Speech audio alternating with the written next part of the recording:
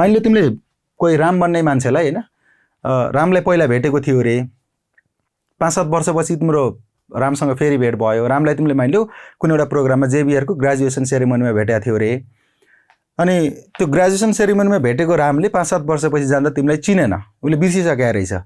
अनि उले तिमीले रामलाई चिनाउनु पर्यो राम मैले तिमीलाई जेबिआर को ग्रेजुएसन सेरेमनीमा भेटेको थिएँ भनेर हैन राम आई सो त्यही कुरालाई इंग्लिशमा लेखौँ है त राम कसरी चिनाउँछौ रामलाई Ram I visited you in Xavier's graduation ceremony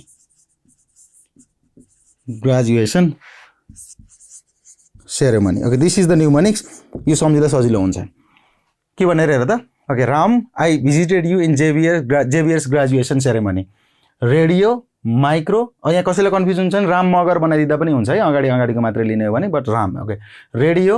micro infrared visible यहाँ भित्र 7 वटा स्पेक्ट्रम हैन ROYGBIV दिस इज UV